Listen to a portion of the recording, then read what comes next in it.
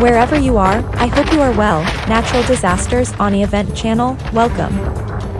An Atlantic storm named Lee left a trail of destruction in its wake, affecting New England and the Maritime Canada region.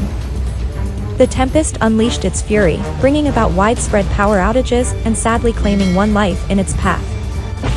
Lee, a post-tropical cyclone, battered a substantial portion of New England and Maritime Canada with its relentless onslaught of fierce winds, tumultuous seas, and relentless downpours. The result was a landscape marred by fallen trees, submerged roads, and disrupted power supply, leaving tens of thousands in the dark.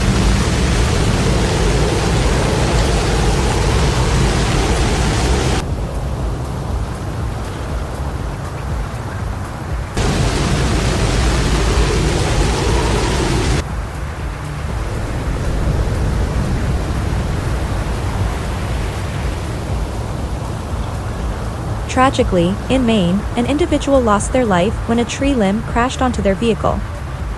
The tempest's epicenter made landfall approximately 215 kilometers to the west of Halifax, the capital of Nova Scotia, and around 80 kilometers southeast of Eastport, Maine. It maintained near hurricane-strength winds, clocking in at 110 kilometers per hour.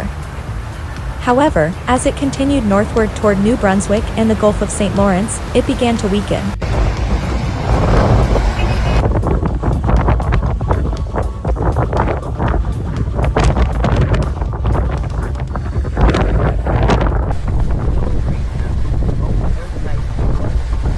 Lee inundated coastal roads in Nova Scotia, leading to the suspension of ferry services and causing heightened anxiety in an area already grappling with the aftermath of wildfires and severe flooding earlier in the summer. Halifax Stanfield International Airport, the province's largest, was compelled to cancel all flights, compounding the challenges faced by the beleaguered residents. The tempest's vast reach was evident as power outages extended several hundred miles from its center.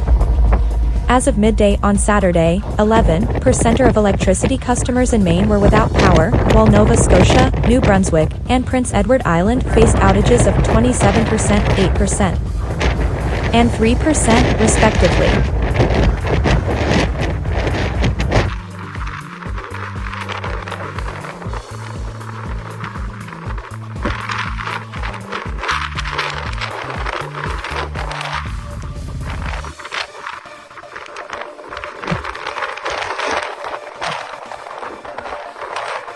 Lee's hurricane-force winds extended as far as 220 kilometers from its center, with tropical storm-force winds reaching as far as 515 kilometers, blanketing the entirety of Maine and a substantial portion of Maritime Canada.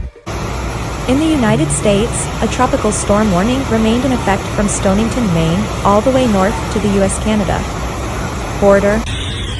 This included Bar Harbor, the popular gateway to Acadia National Park, where a whale watch vessel broke free from its moorings and ran aground. Authorities were diligently working to offload 1,800 gallons of diesel fuel to prevent potential ocean pollution. Tragedy struck in Searsport, Maine, where a 51-year-old motorist lost his life when a massive tree limb crashed onto his vehicle on U.S. Highway 1 during a period of intense winds. This marked the first fatality attributed to the storm.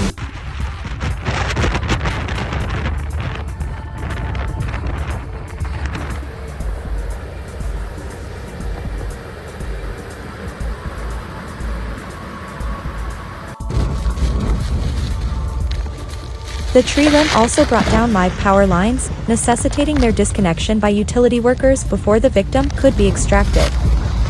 Sadly, the unidentified man succumbed to his injuries at a hospital, as confirmed by Police Chief Brian Lunt. The U.S. National Hurricane Center warned of a storm surge of up to 3 feet, 0.91 meters along coastal areas, coupled with large and destructive waves. Miraculously, some of the most waterlogged areas in Massachusetts were spared from Lee's wrath, even though they had recently experienced severe flash flooding, which had resulted in washed-out roads.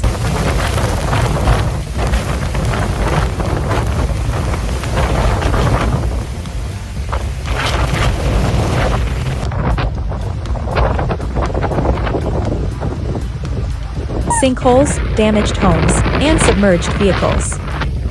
Meanwhile, in eastern Maine, the winds subsided sufficiently by late afternoon, allowing utility workers to utilize bucket trucks to commence the daunting task of repairs. Both Central Maine Power and Versant Power mobilized hundreds of workers, including teams from other states, to assist in the recovery efforts.